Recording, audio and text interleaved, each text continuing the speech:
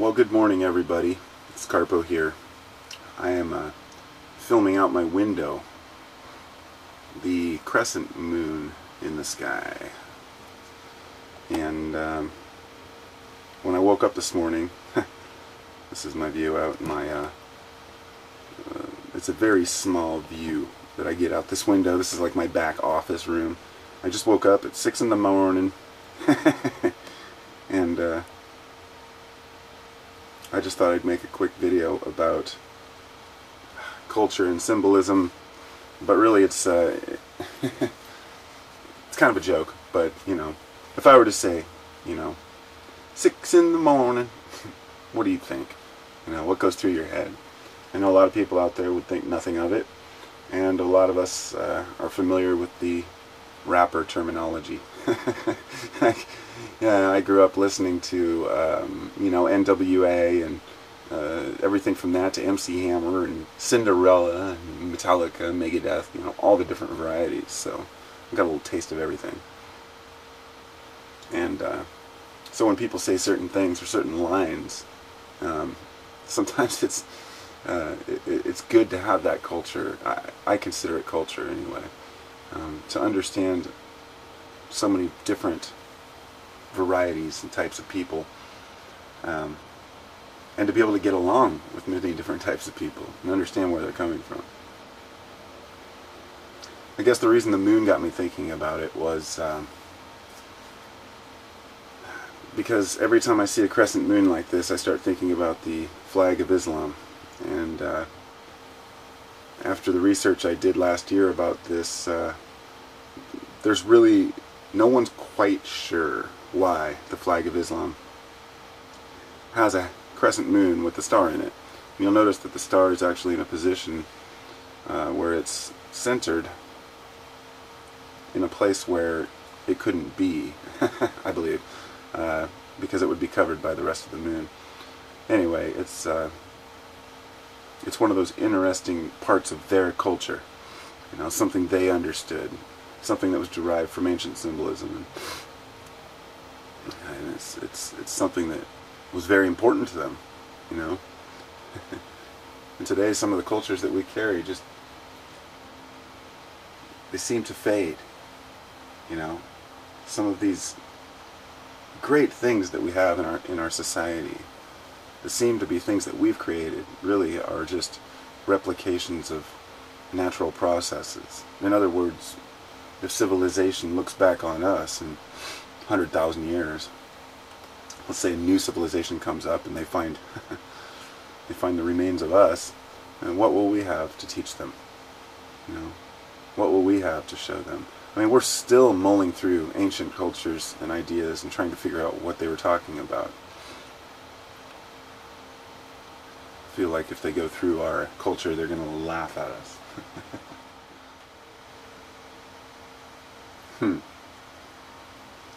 Beyond culture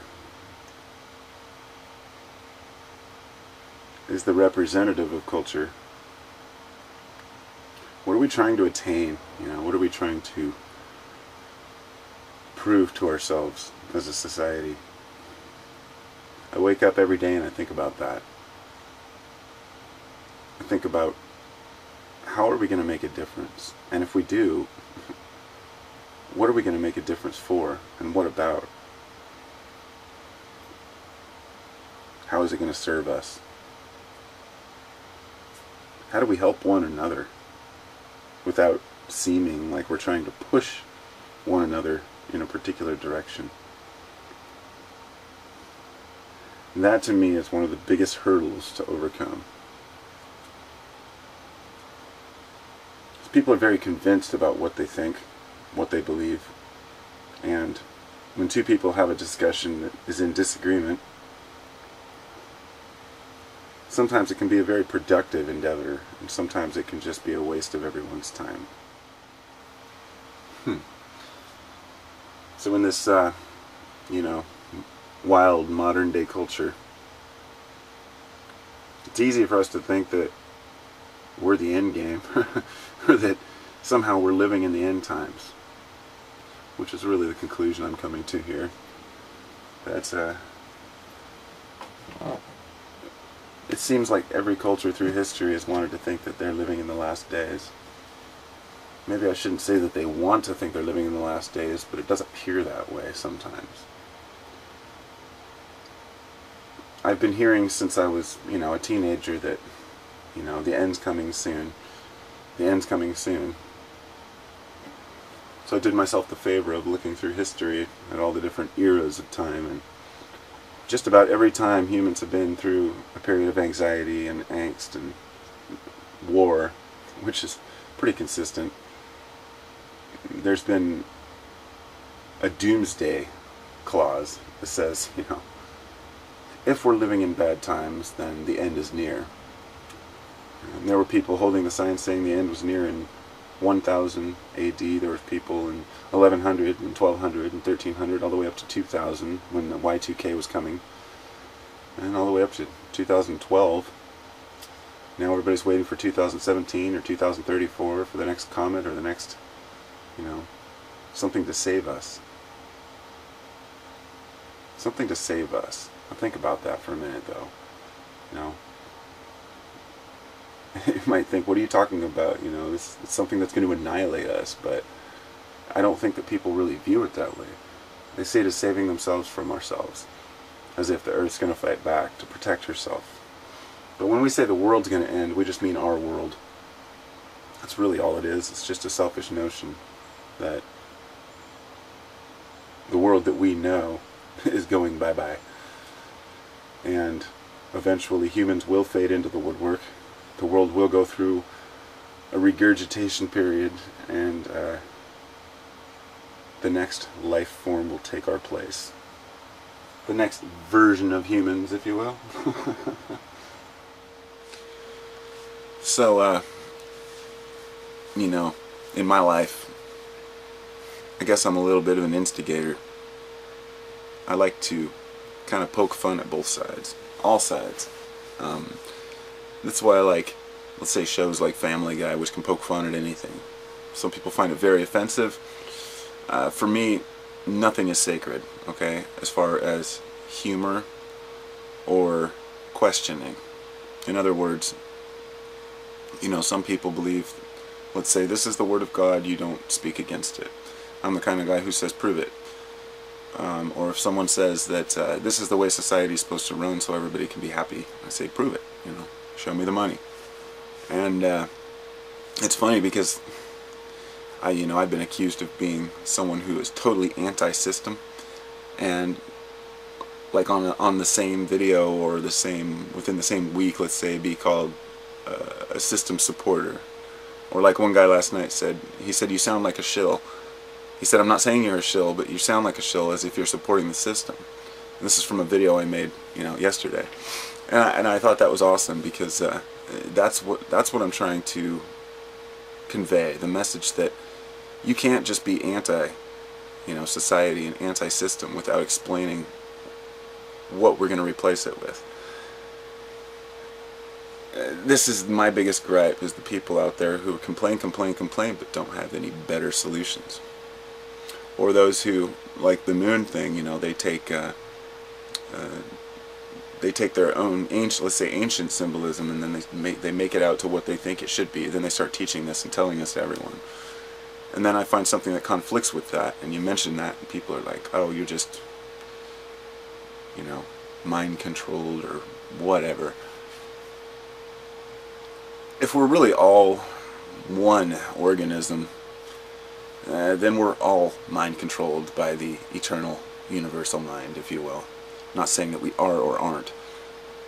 I believe we're individuals that work on a community basis, so no matter how much we want to separate ourselves from one another, the reality is we have to face it together. Face our future together. And I know it looks bleak to some people. I know that it seems like everything's falling apart. And maybe it is. But just remember, we're basing this and comparing this on our little, very short history, what we know, and then what we have actually written down.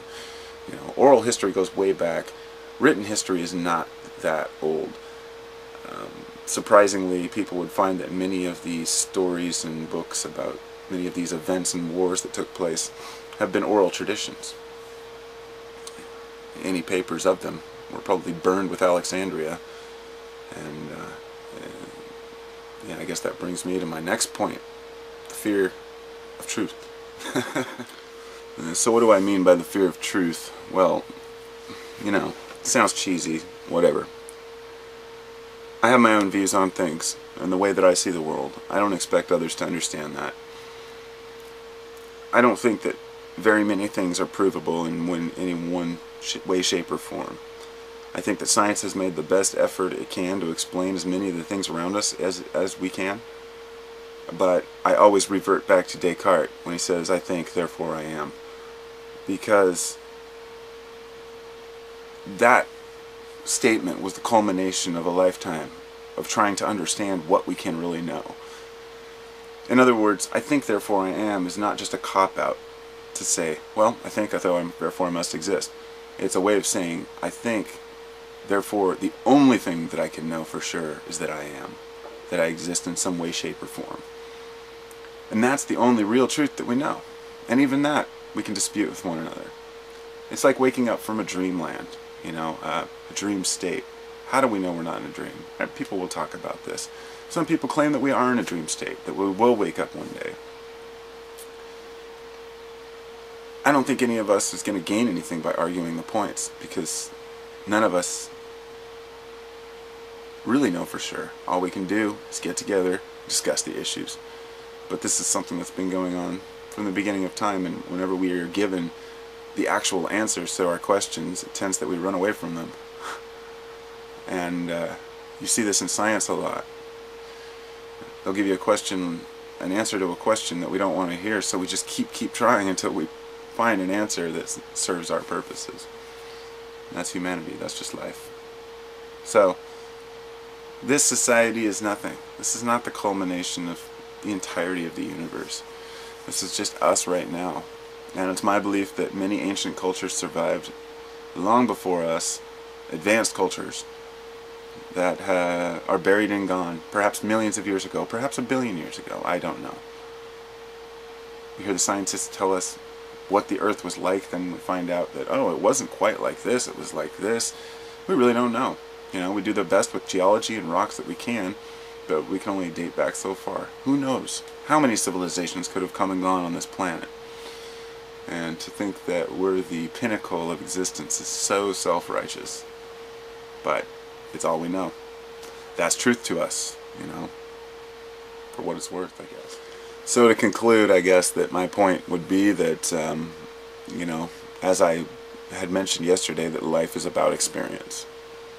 Life is about awareness and using the tools that we've been given to do something, you know.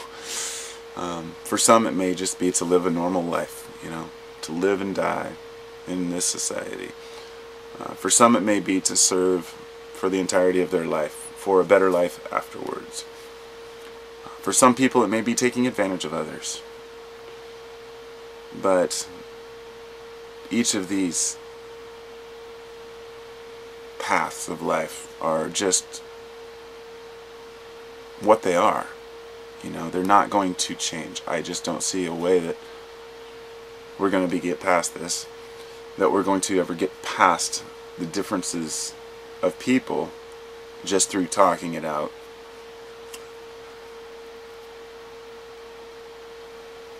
I don't know where we're going. And that's it right there. You know, that's it. To make any point, you know, I don't know where the hell we're going, and people really want to know. And it's, I think, one of the hardest things to admit for people is that we just don't know. So we create a purpose, whatever purpose we choose.